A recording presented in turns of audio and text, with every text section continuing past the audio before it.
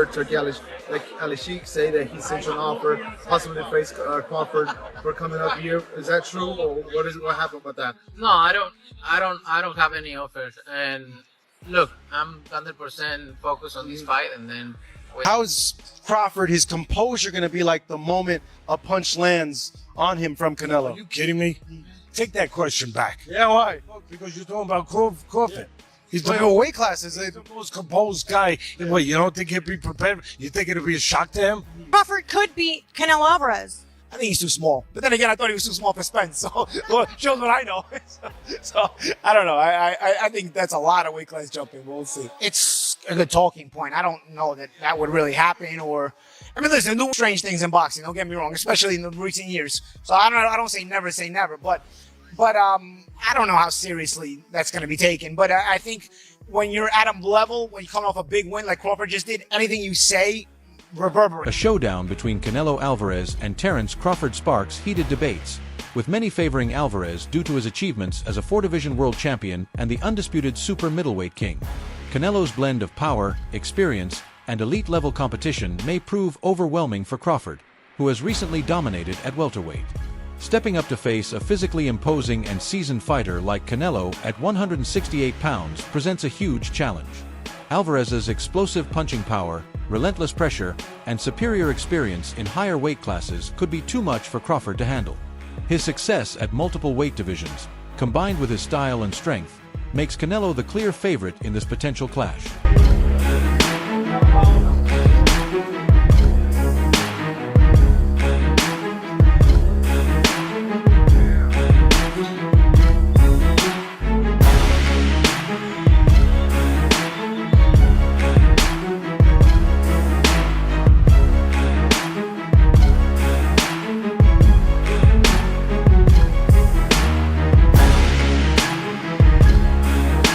Official, but it may be a done deal. Terence Crawford, Canelo Alvarez. Early thoughts? What do you think? Yeah, look, the first thought is, can he handle the weight jump? Can he handle the weight jump? He being Crawford. Against Matvedorf, people are going to say, oh, he had some hiccups. Who don't have hiccups? When you eat something that's a little difficult to eat, and Matvedorf was a little difficult to eat, he's not easy to digest. He's a good fighter. When you Sam, when you eat a little tough to digest, you get hiccups, right? So, come on, he's human. So he had a few hiccups. He won the fight. He's Terence Crawford. A lot of people say, "Oh, Teddy, you make him so good. You're always saying how great Crawford is." But he unified the what was his first division? Lightweight. Then he unified the junior. Then he unified the junior welter. Then he unified the welterweight. The highly anticipated fight between Canelo Alvarez and Terence Crawford is set for September 2025 during Mexican Independence Day weekend. Canelo will defend his WBC, WBA, and WBO super middleweight titles against Crawford, who's making a bold jump from welterweight to 168 pounds. Known for his versatility and skill, Crawford faces a tough challenge against Canelo, the undisputed champion. This clash promises to be one of the biggest boxing events of the year, with both fighters battling for supremacy in the super middleweight division. Fans are eagerly anticipating this thrilling showdown. He went on the ring, Teddy Atlas. What's that mean? He said you're the most overrated Mexican champion in history. He said that Salvador Sanchez. Más Popular, pero sin causa. Fucking crazy that guy. and you think he knows boxing? Fuck. Canelo Alvarez's advantages over Terence Crawford go beyond his power. The Mexican superstar has spent years honing his skills against dangerous fighters like Gennady Golovkin and Sergey Kovalev. His ability to adapt to various styles, along with his granite chin, makes him a formidable challenge. This experience, combined with his strength, puts him in a tough position to overcome, especially for someone like Crawford moving up in weight. Terence Crawford said that he moved up and won, and Canelo moved up and lost. They talk all the crazy stuff about me going up and having a tough time, but he went up in weight and lost. That's the difference. I went up weight and won. I don't think that was a strong point because Canelo Alvarez acted up and won. I mean, he moved up a lot of weight classes, but if you want to talk about light heavyweight, he moved up and he beat Then he moved up again, and he lost. And he lost to Bivol. Terence Crawford, on the other hand, he moves up to 154. He won 115, 113, but it was against an 11-0 Madrimov who didn't really have much of a resume, right? But there's a difference, to be real. I mean, Bivol is a Hall of Fame.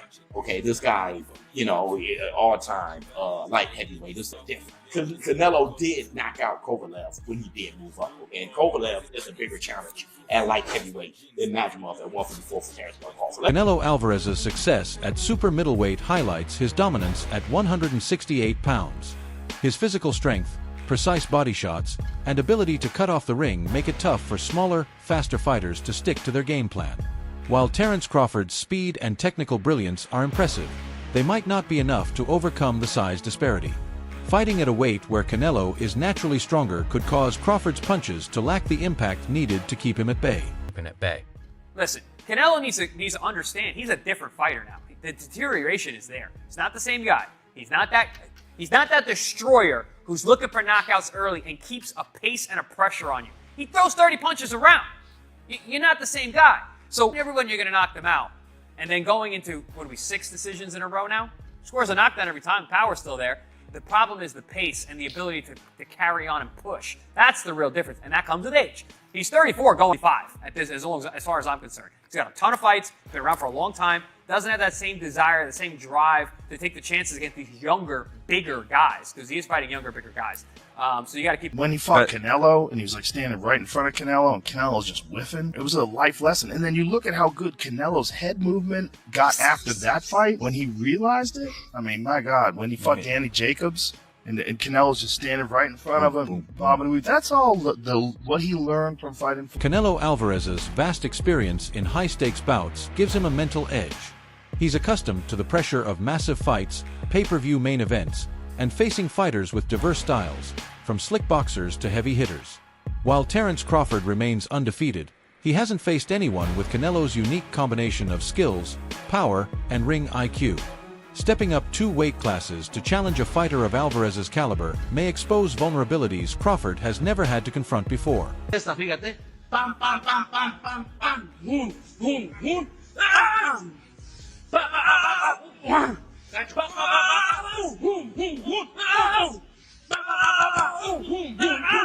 Digo. Eso.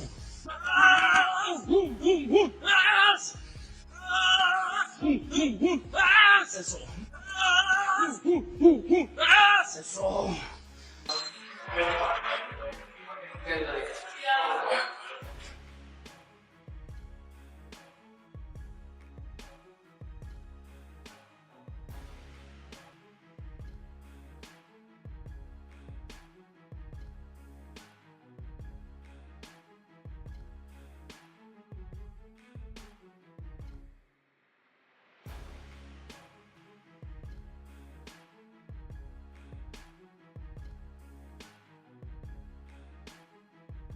While Terence Crawford's dominance at welterweight is undeniable, highlighted by his recent dismantling of Errol Spence Jr., moving up to face a natural super middleweight like Canelo Alvarez presents an entirely different challenge.